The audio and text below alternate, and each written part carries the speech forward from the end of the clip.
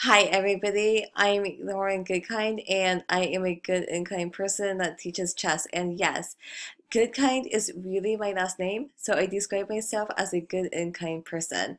In this video, I'm going to show you one of my games that was played at the California Women's Chess Championship. And this tournament was held in Berkeley, California. And you might be asking, okay, where is Berkeley, California? It is across the bay from San Francisco. So it's a really beautiful place.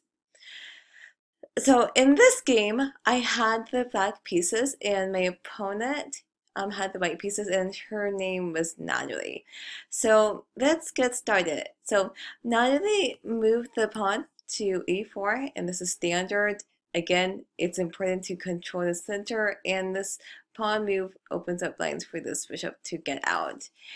And I play d5, and if you watched my other videos, you probably have noticed that I am a big fan of the Scandinavian defense.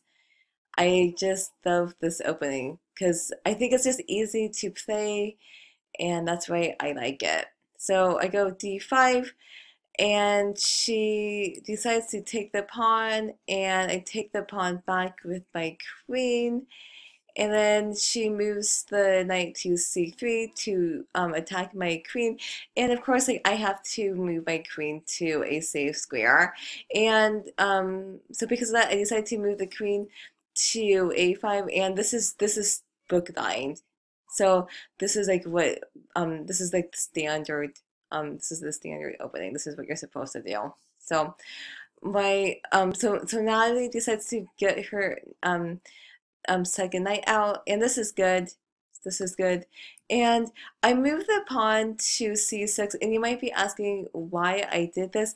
The reason why is because my queen is just out in the open, and it needs a escape route.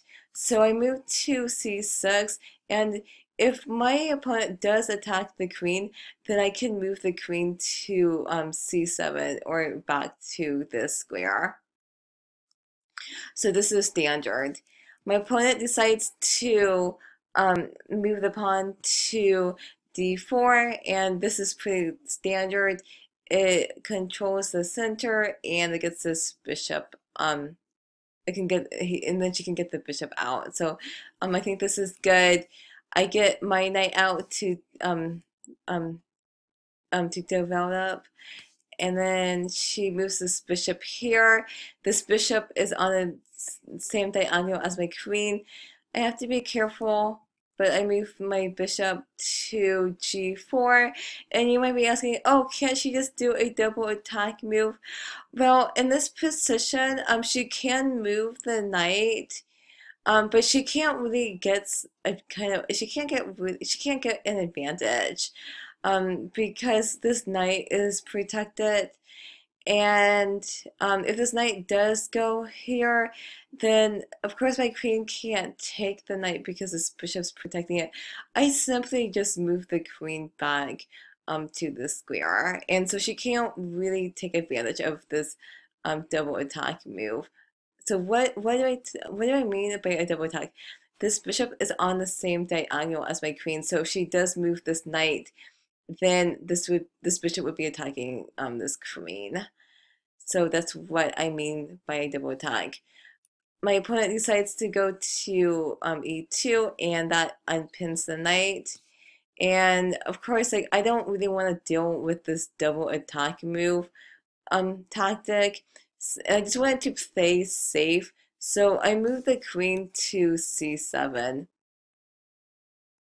My opponent, Natalie, she decides to move the pawn to h3, and this pawn attacks this bishop, so I need to do something about this, so I decide to just move back, and she decides to get aggressive by moving the pawn to g4, and then this pawn attacks this bishop. Of course, I need to move this bishop to a safe square, so I decided to just move it back to g6. and it is Natalie's turn, so she decides to go to bishop to e3, and I think that's okay. And I decided to move the pawn to e6 so I can get my bishop out. And she goes to queen to d2. I don't know if this is the best move or not. I think that she should have moved the pawn here to a3. The reason why is because when she moves the queen to d2, then well, then I can move my bishop to the square, and that pins a knight. Instead, like I move the bishop to d6, and I think this is an okay move. Um, I don't like. I think I could have been more aggressive of like moving the bishop here so it can pin the knight, but I just ended up moving the bishop to d6, and I think I'm doing okay. And then she does castle, and then of course like I just want to um, develop all my knights and bishops out, so I just move the knight to d7, and then Natalie decides to move the rook to f1, and I'm not really too sure why she did that. So in this position, I decided to just move the bishop to b4. And the reason why I did this is because I wanted to pin the knight to the queen. Usually, like, I would castle, um, but but if I castle, then she could just move the pawn to a3, and then my bishop wouldn't be able to pin her knight. So I figured, like, okay, you know what? I'm not gonna castle since my bishop can pin this knight. I'm just gonna do it anyway. So that's what I did.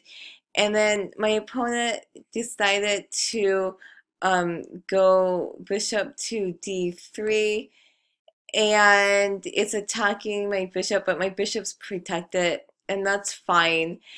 And what I do is I move the knight to d5. So if your opponent has a pinned piece, you want to attack it. So I could have easily castled in this position, but since this knight is pinned, like I told myself, you know what, I need to just attack it.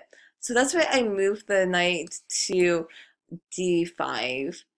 And I'm putting, and if you notice, my knight and my bishop are attacking this knight. And Natalie decides to go to h4. I'm not too sure why she did that. Maybe she wants to move this pawn to h5 to attack the bishop. And but if she did that, then my bishop could just take her bishop. So in this position, um, I wanted to ruin her pawn structure. So I decided to just take her knight by my knight, and she's in a really difficult position right now because now you know um this bishop is on the same diagonal as the knight and the queen, and this king cannot move to b1 because of this knight. So she ends up taking the knight with the pawn, and I'm really, really happy because her pawn structure is ruined, and it is my turn, and this pawn is attacking the bishop, so I move the bishop to a3, and that attacks the king, and the king is really exposed, so she moved the king here. That's the only move, and then I simply just move the queen to b6, and she can't stop checkmate, so she resigned.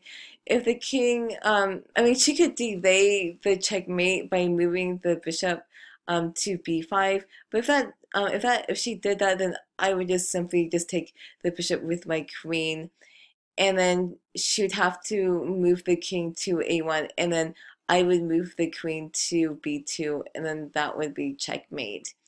So this game was only 17 moves, so it was a um, really quick game. And I thought, like, in the beginning, I thought she played well, but what she really needed to be careful was the pinned piece.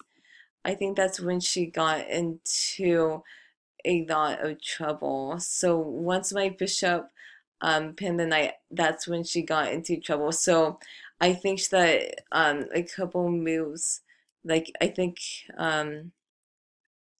instead of moving the rook to f1, I think that she should have moved the pawn to a3 to prevent this bishop from pinning the knight. So I think that was her current mistake by moving the rook to f1, because I was able to capitalize on this pinned piece. So anyway, if you have any questions about this video, please comment below. And also, if you like my videos, please subscribe by clicking here. And I'm also on Facebook, so you could click here to connect with me. And if you are a beginner chess player, you can click here to download my free ebook. And I'm also on Twitter, so you can click here to connect with me on Twitter. Thank you so much for watching. And this game, again, it was, I think, the fourth round of the California Women's Chess Championship. And the tournament, it was a lot of fun. Thank you so much.